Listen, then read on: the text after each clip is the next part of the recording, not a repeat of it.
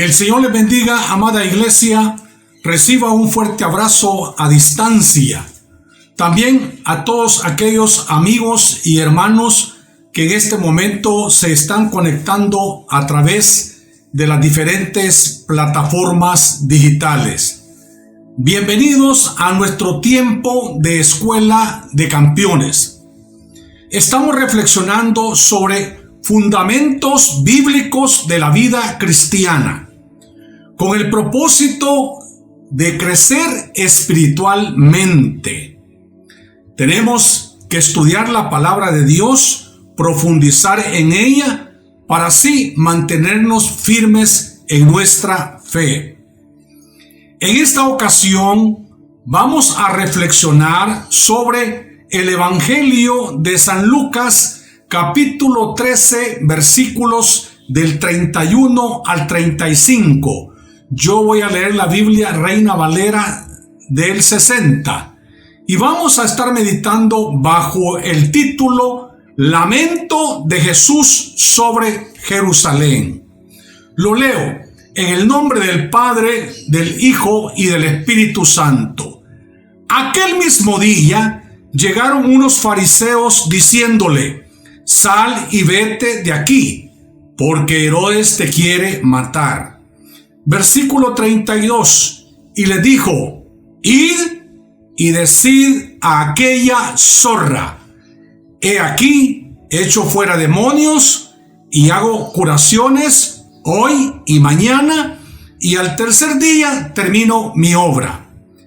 Sin embargo, es necesario que hoy y mañana y pasado mañana siga mi camino, porque no es posible que un profeta muera fuera de Jerusalén.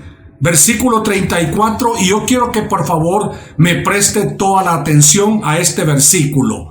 Jerusalén, Jerusalén, que matas a los profetas y apedreas a los que te son enviados. ¿Cuántas veces quise juntar a tus hijos como la gallina a sus polluelos debajo de sus alas? Y no quisistes. He aquí, versículo 35, vuestra casa os es dejada desierta, y os digo que no me veréis hasta que llegue el tiempo en que digáis: bendito el que viene en el nombre del Señor. Vamos a orar. Padre bueno que estás en el cielo, gracias te damos por este privilegio hermoso que tenemos en esta preciosa noche de poder reflexionar en este pasaje bíblico, en donde tú expresaste ese lamento, ese rechazo por tu pueblo. Espíritu Santo, ayúdanos a abrir nuestro corazón y nuestra mente para ser sensibles a tu palabra, a tu cuidado, a tu amor, y no actuar como este pueblo lo hizo y lo sigue haciendo hasta el día de hoy. Espíritu Santo, danos de ti, Padre, que podamos sembrar esta semilla en nuestro corazón y poder transmitirlo a otros. En el nombre poderoso de Jesús. Amén. Este pasaje bíblico, amada iglesia, que acabamos de leer, también usted lo puede encontrar en el Evangelio de San Mateo, capítulo 23, de los versículos 37 al 39. Usted lo anota y por favor, en su tiempo de descanso, lo lee para poder meditar en ella y así ver la riqueza de este principio bíblico que el Señor ha dejado a nuestra vida. Pero para poder entender y para un mejor entendimiento de lo que este pasaje bíblico nos quiere decir y quiere transmitir a la iglesia, vamos a estudiarlo primeramente en el Antiguo Testamento y luego nos vamos a ir al Nuevo Testamento y al final nos vamos a hacer una pregunta muy importante para su vida y para mi vida y para la vida de la iglesia. ¿Qué enseñanza nos deja a nosotros este pasaje bíblico que está escrito en el Evangelio de San Lucas. Empezaremos hablando acerca un poquito de lo que era Jerusalén. Y se habla que Jerusalén es la capital de la nación de Israel. Es una ciudad que tanto los israelitas como los palestinos reclaman como su capital. Y fue hasta 1980 en donde el Estado de Israel declara a la ciudad como su capital. Pero es importante, como dije, es necesario que revisemos el Antiguo Testamento del comportamiento que venía teniendo Jerusalén. Y desde el Antiguo Testamento vemos a través de los libros que están escritos, siempre este pueblo rechazó a sus profetas, a esos profetas que Dios enviaba para darles ese mensaje de advertencia, para que se volvieran a Él y decirles y hacerles ver de cómo ellos estaban viviendo en esa época en sus deleites y placeres.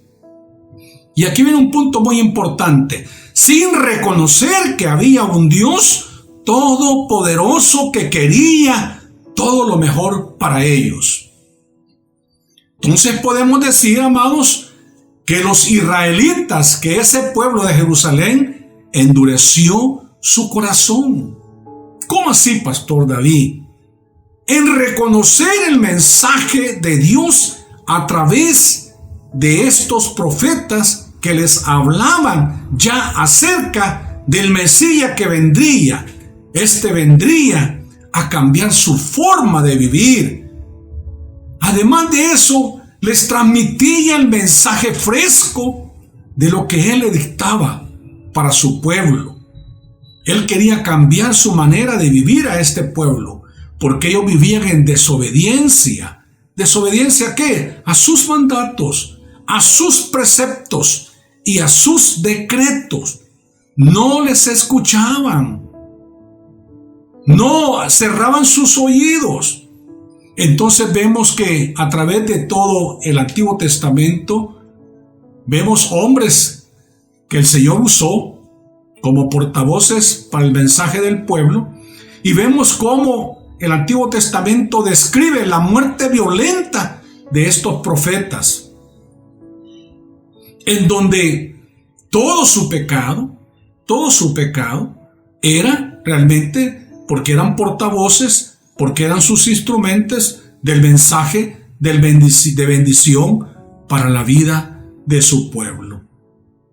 Y aquí es algo bien importante que usted y yo tenemos que prestar atención, porque ese mensaje que estos hombres llevaban, estos mensajes, esos portavoces, estos instrumentos, era que se volvieran a ese Dios todopoderoso, porque le habían dado la espalda, se habían vuelto idólatras.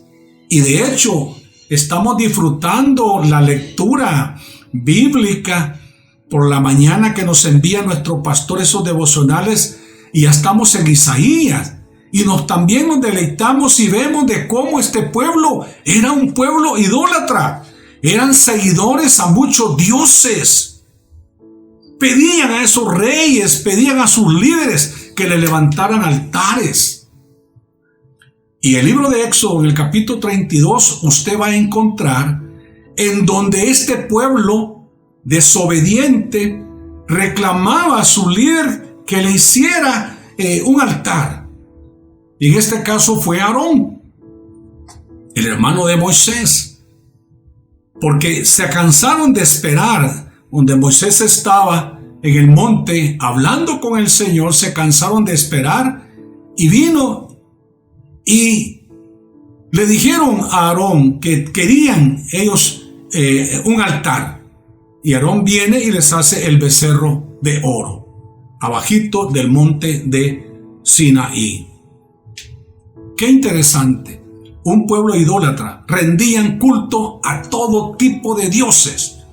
Por ejemplo, la diosa cananea, llamada Astarot, el dios de la luna en Ur de los caldeos, la diosa Acera, llamada la dama del mar, en Tiro, el dios filisteo, el dios de la agricultura, Dagón, el dios de los amorreos, Moloc.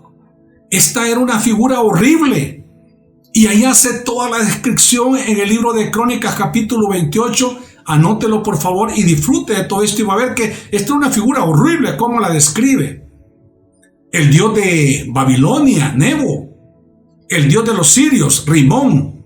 Eran pueblos idólatras. Estaban en sus deleites, estaban en sus placeres. Pero también el primer libro de Reyes, en el capítulo 19, versículo 1 y el 10 puntualmente, describe a un profeta que se angustió. Y este profeta era un profeta que estaba pasando una época en este momento del top, en donde el Señor lo había usado increíblemente. Había permitido que este hombre fuera usado por él. Sin embargo, se llenó de angustia y huye Elías a través de una amenaza de esta mujer Jezabel. Le manda un mensaje a Elías y le dice en el versículo 2 puntualmente de este capítulo: así me hagan los dioses y aún me añadan, si mañana a esta hora yo no he puesto tu persona como la de uno de ellos. Se vio en peligro, se levantó para salvar su vida. Y este hombre camina y se va a meter a una cueva. Y así lo escribe el capítulo. Pasó la noche. Pero vino palabra de Jehová, el cual le dijo: ¿qué haces aquí, Elías? Y escuche lo que le responde en el versículo 10. Él respondió: he sentido un vivo celo por Jehová, Dios de los ejércitos, porque los hijos de Israel han dejado tu pacto, han derribado tus altares y han matado a espada a tus profetas, y solo yo he quedado, y me buscan para quitarme la vida. Qué tristeza, un hombre que fue bien usado, pero se angustió, obviamente. Cuando usted es perseguido por la palabra de Dios, hay una angustia. Cuando usted es rechazado por la palabra de Dios, hay angustia también, en el sentido de que le duele el corazón a uno. Pero el Antiguo Testamento habla de todos estos hombres que fueron usados, y para su estudio los divide en profetas mayores y profetas menores. Y dentro de cómo fue esa muerte violenta de cada uno de ellos, vamos a hablar un poquito de ellos rapidito. De Isaías. Isaías era de Jerusalén y su muerte fue terrible. Fue aserrado, partido en dos en tiempos de Manasés. Jeremías fue partido también en dos en Egipto. Ezequiel, que procede de la tierra de Sararira, este hombre era un profeta que le profetizaba al pueblo de Judea, fue también allí mismo asesinado. Todo por llevar ese mensaje de advertencia, porque este pueblo estaba siguiendo a esos dioses paganos. Vemos a un Daniel usado por el Señor, pero también transmitiendo ese mensaje. Y luego entramos a estos profetas menores y podemos hablar de Oseas, que murió en el exilio. Trabajó para el Señor, fue usado por el Señor. Joel, Amós de Tecoa, muere golpeado brutalmente. Fue apaleado. Le dieron garrotazos en la cabeza y muere. Abdías, Jonás, usted sabe la historia de Jonás. Miqueas, de la tribu de Efraín, fue despeñado.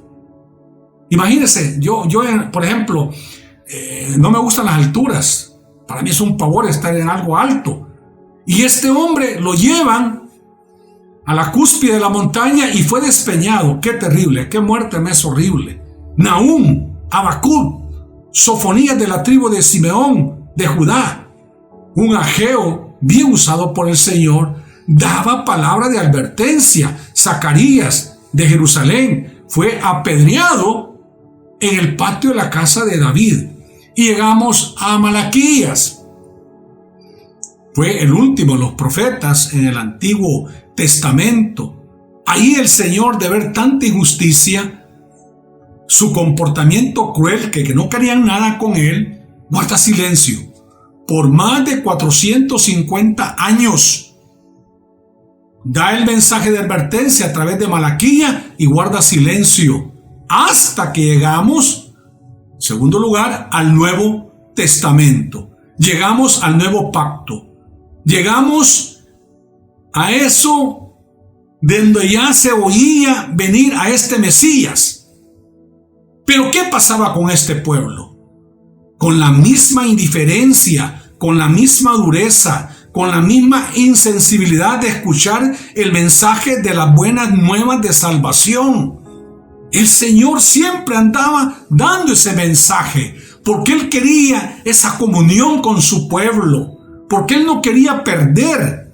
Además de eso, vemos a través del Nuevo Testamento, con la misma hipocresía desmedida e intensa de los religiosos de ese entonces, llamados fariseos, llamados escribas, llamados sacerdotes, llamados del Sanedrín, etcétera, etcétera. ¡Qué terrible! Con el mismo grado de rechazo del mensaje del Mesías, de ese que traía las buenas nuevas. Entonces, amados, escucha el versículo 31 y dice: aquel mismo día llegaron unos fariseos diciéndole: sal y vete de aquí, porque Herodes te quiere matar. Y él responde y le dice: id y decid, presta atención, a aquella zorra: he aquí, echo fuera demonios y hago curaciones hoy y mañana, y al tercer día termino mi obra. Tenía que cumplirse el plan de su padre aquí en la tierra. Versículo 33, sin embargo, es necesario que hoy y mañana y pasado mañana siga mi camino, porque no es posible que un profeta muera fuera de Jerusalén. Tenía que cumplirse la palabra de Dios. Y vemos aquí en el Nuevo Testamento cómo también estos mensajeros llevaban la palabra y el pueblo aún todavía seguía rechazándolo. Estos fariseos, estos hipócritas, no estaban interesados en proteger a Jesús de la muerte a manos de Herodes. No. ¿Qué es lo que le dijeron? Le pidieron que se fuera.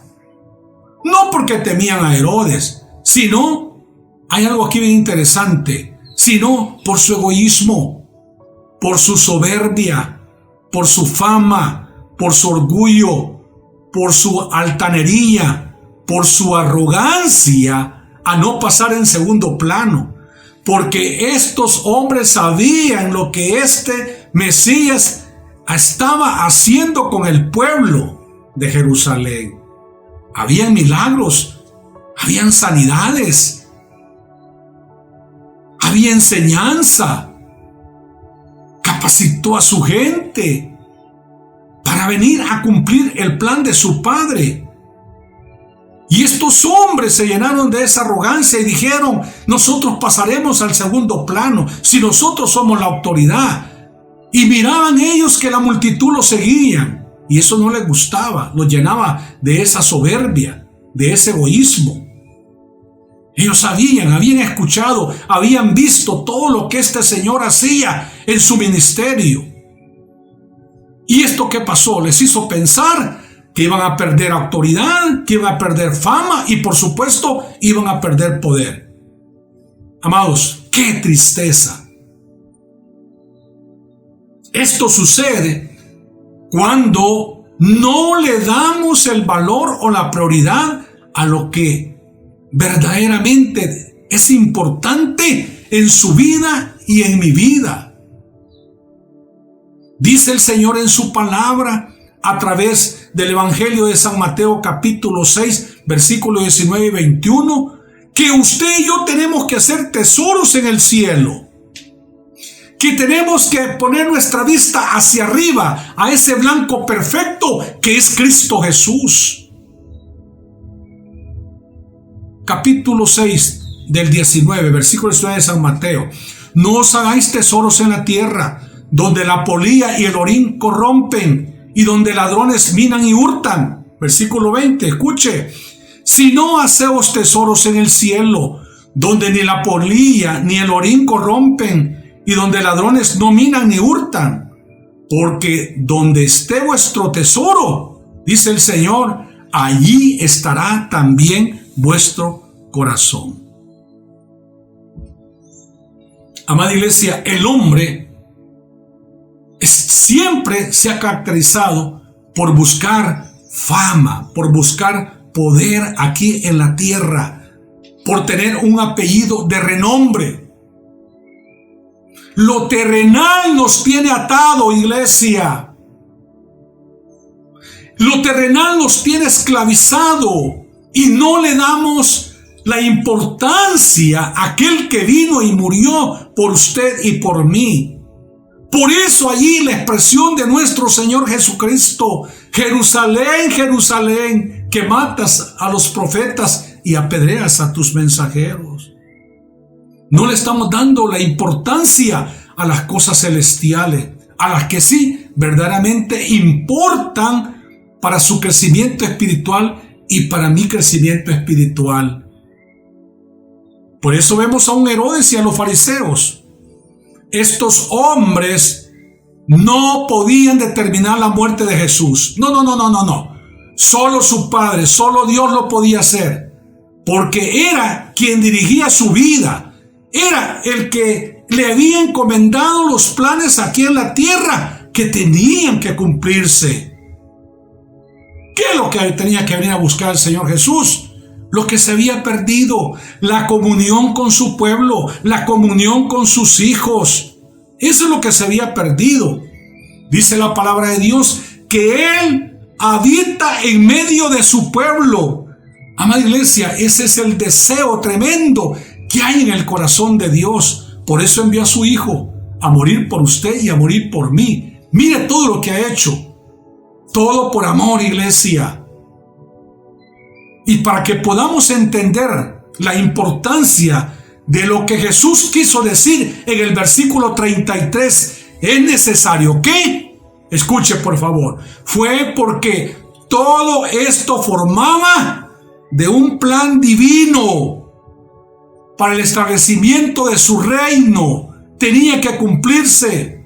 No había otra forma de conseguirlo, sino por medio de su muerte, sino por medio de su resurrección. Eso era el plan divino.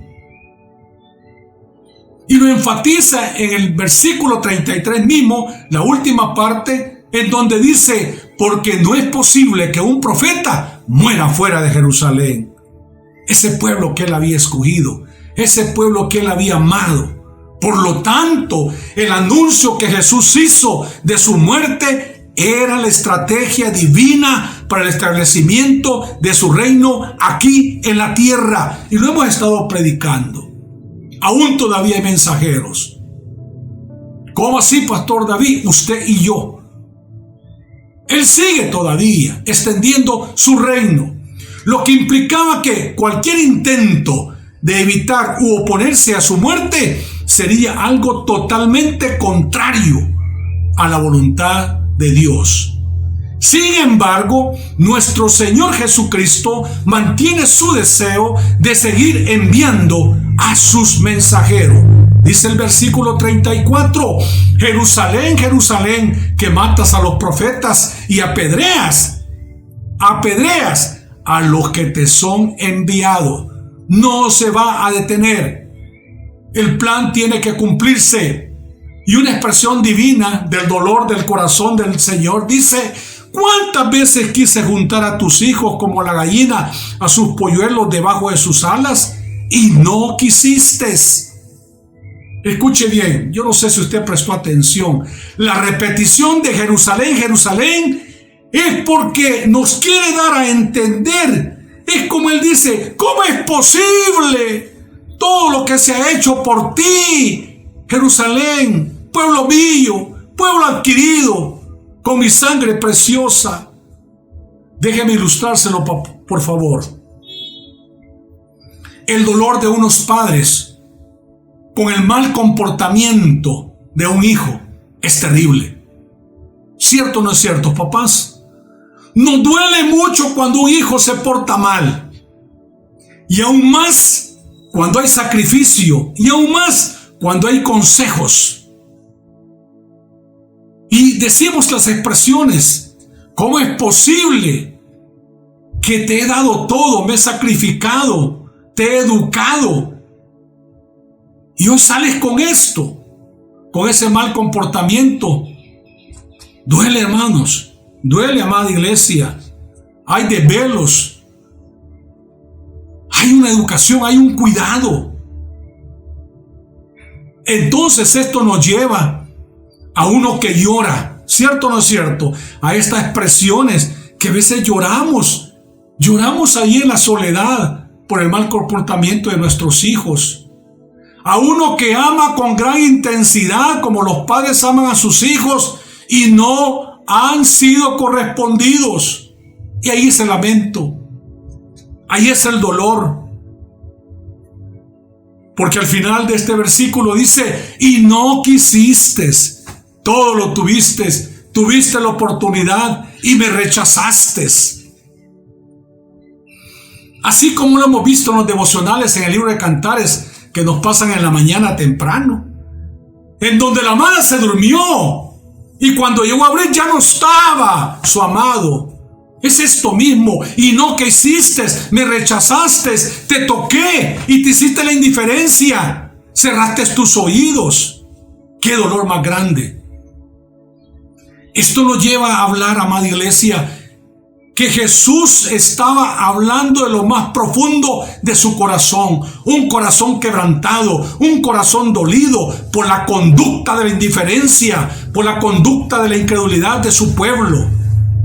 Y le dice que matas a los profetas y apedreas a los que te son enviados. Esto, amado, le dolió a Jesús. Le dolió grandemente. Grandemente le dolió. Yo quiero nada más llevarlo a algo, a recordar lo que significa Jerusalén. Y lo que significa ciudad de paz. ¡Qué paradoja! Después de haber leído este pasaje bíblico. Si le cambiáramos el nombre, sería una ciudad matadora, ¿cierto o no cierto? Porque de la misma forma de cómo murieron los profetas en el Antiguo Testamento, también en el Nuevo Testamento sus apóstoles, sus mensajeros, los que llevaron ese mensaje de salvación, también murieron de esa misma forma. ¿Por qué? ¿Quiénes fueron los encargados? Los religiosos. Los metieron presos, los apedrearon, los golpearon, hasta darle muerte también. ¿Todo por qué? Por llevar ese mensaje. Rechazaron el mensaje. Pero la palabra de Dios nos lleva a una profecía preciosa que se encuentra en el libro de Revelaciones, en Apocalipsis capítulo 12, versículo 17, la parte final, en Dios habla hoy. Y dice: contra los que obedecen los mandamientos de Dios y siguen fieles al testimonio de Jesús. Esos van a sufrir. Igual forma, el evangelio no es fácil. Muchas veces nos rechazan, nos duele, ¿cierto? Pero tenemos que llevar ese mensaje. Y hoy es un momento también de poder llevarlo, en donde el Señor ha preparado este tiempo para que usted y yo, para que la iglesia, los mensajeros, llevemos ese mensaje de la buena nueva. ¿Vamos a ser rechazados? Sí, vamos a ser rechazados. ¿Nos va a doler? Sí, nos va a doler. Gente muriendo no va a querer recibir al Señor como su Salvador. Va a haber un rechazo. Pero usted y yo tenemos que insistir. Tenemos que insistir por el amor de Él. Porque se tiene que cumplir el plan. Porque en su profecía dice: los fieles hijos de Dios serán perseguidos. ¿Para qué? Para tratar de minar su fe. Eso es lo que va a pasar. Versículo 35. Dice la palabra de Dios del pasaje que estamos reflexionando de Lucas: he aquí, vuestra casa os es dejada desierta, y os digo que no me veréis hasta que llegue el tiempo en que digáis: bendito el que viene en el nombre del Señor. Iglesia, este pueblo de Jerusalén fue insensible al mensaje, y ha sido insensible el mensaje de generación en generación. Y yo quiero ir concluyendo con una pregunta que es muy importante para usted y para mí y para la iglesia. ¿Qué enseñanza nos deja este pasaje? ¿Qué podemos atesorar de este pasaje? Y lo que podemos atesorar y lo que tenemos que decir primeramente es que había una gran incredulidad, había mucha indiferencia, hay mucha indiferencia en el mundo al mensaje de salvación. No quieren escuchar ese mensaje de las buenas nuevas hasta el día de hoy.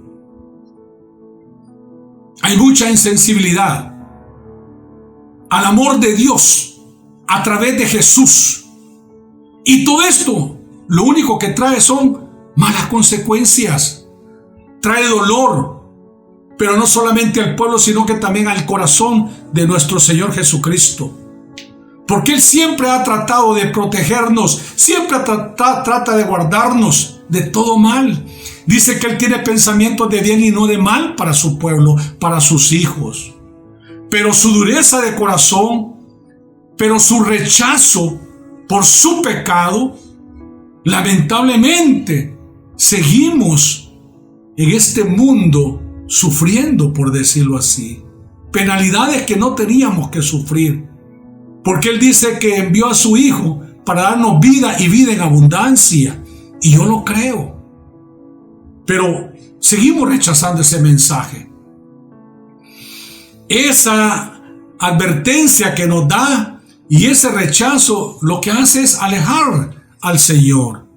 Por nuestro libre albedrío que usted y yo tenemos, somos necios, no queremos ser cuidados por Él, no queremos ser sanados por Él. Hoy hay una voz de advertencia, esa voz de advertencia donde el Señor dice: escuchen lo que está pasando, pero yo tengo control, déjense abrigar por mí, porque yo tengo control de tu vida, tengo control de la vida de tu familia y tengo control del mundo entero. Ese es el mensaje, amados. Él no desea que nadie se pierda, sino que al contrario, que todos tengamos ese arrepentimiento y nos volvamos a Él y que nos sea revelada la palabra de Dios. Porque la palabra de Dios en nuestra vida nos transforma, en nuestra vida nos renueva y nos consagra para Él. El apóstol Pablo predica a la iglesia de los romanos en el capítulo 12, versículo 2 de la Reina Valera. Dice: no os conforméis a este siglo, sino transformados por medio de la renovación de vuestro entendimiento, para que comprobéis cuál sea la buena voluntad de Dios, agradable y perfecta. La voluntad de Dios es agradable y perfecta. ¿Qué significa todo esto? Significa que usted y yo, que la iglesia de hoy en día no tiene excusa.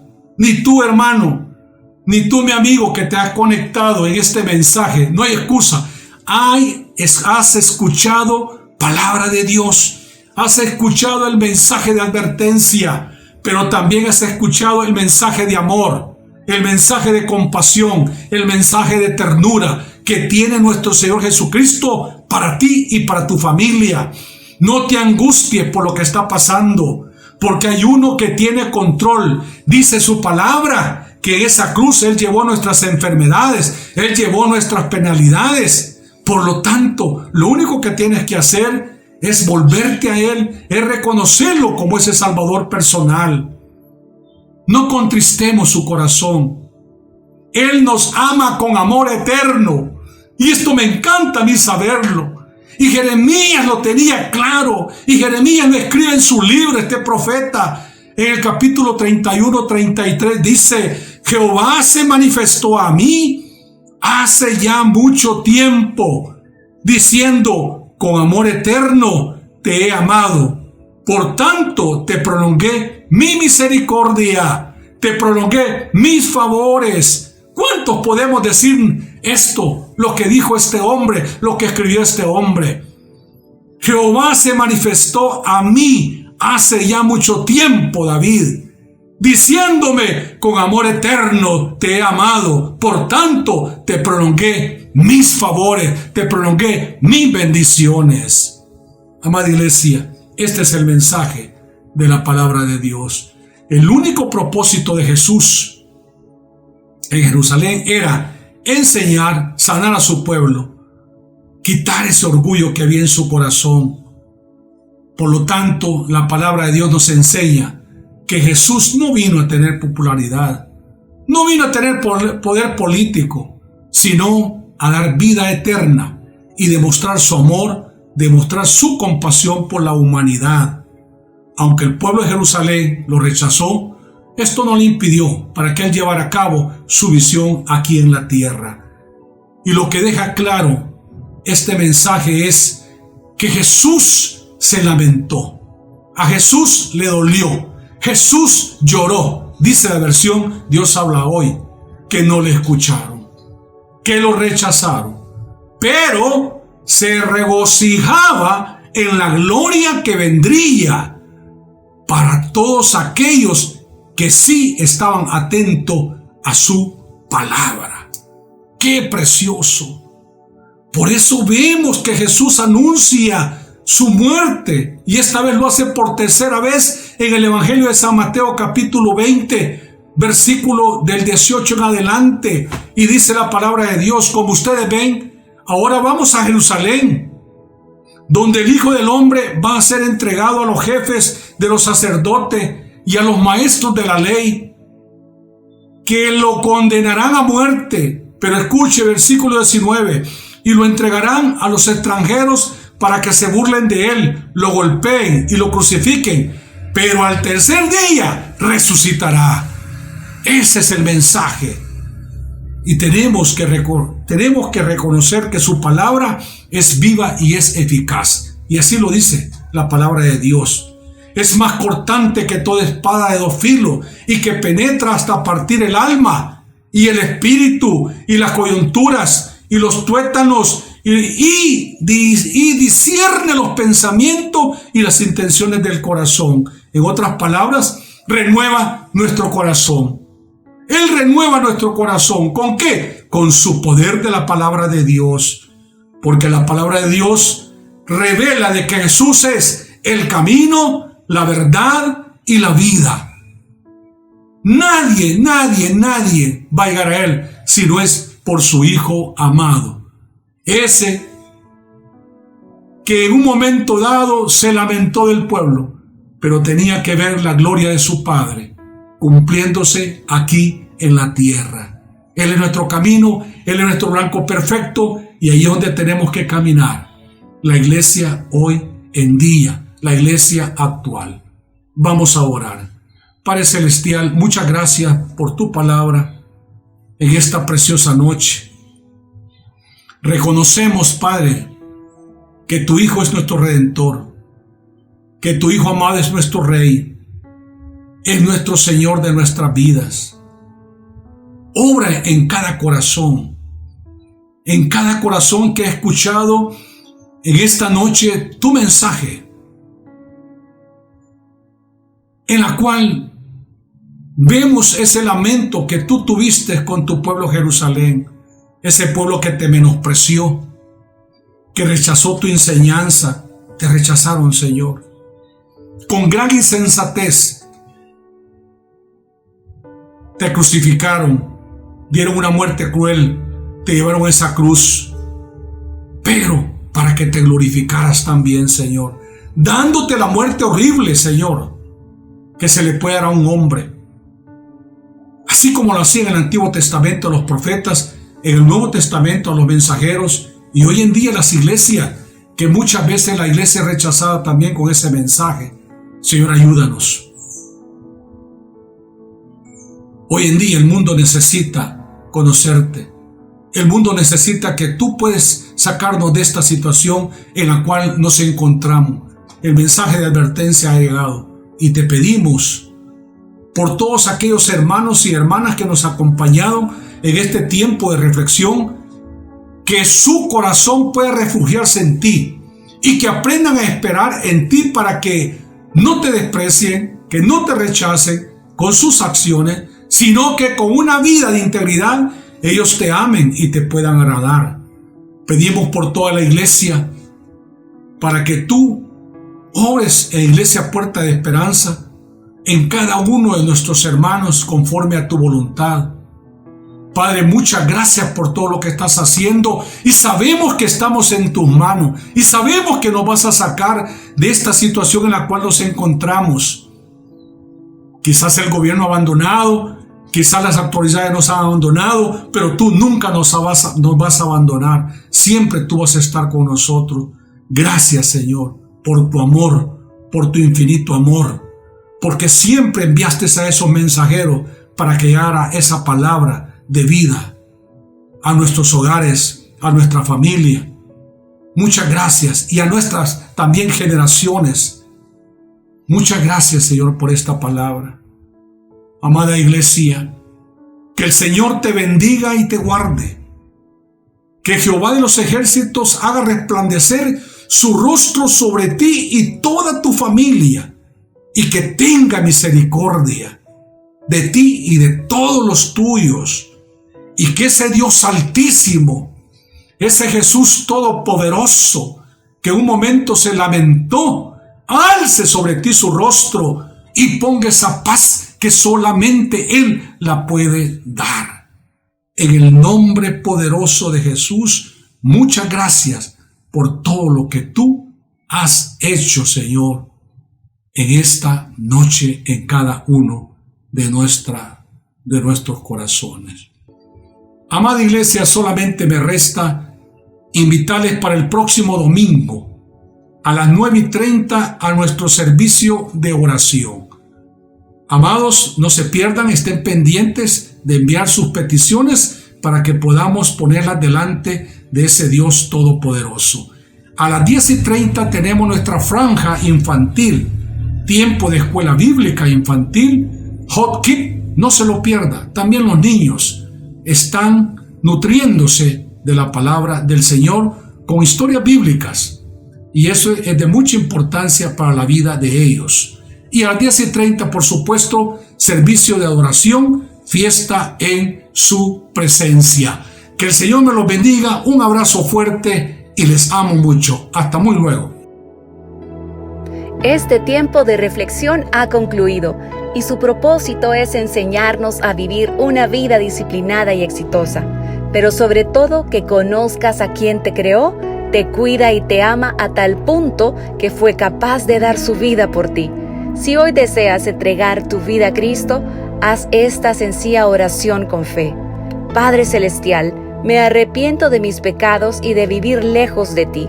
Ven a mi vida, te la entrego sin reservas. Hazme una nueva persona y ayúdame a vivir para tu gloria. En el nombre de Jesús, amén. Si has hecho tuya esta oración o quieres más información acerca de tu decisión, escríbenos a info@puertadesperanza.org.sb. Será un gusto saber de ti.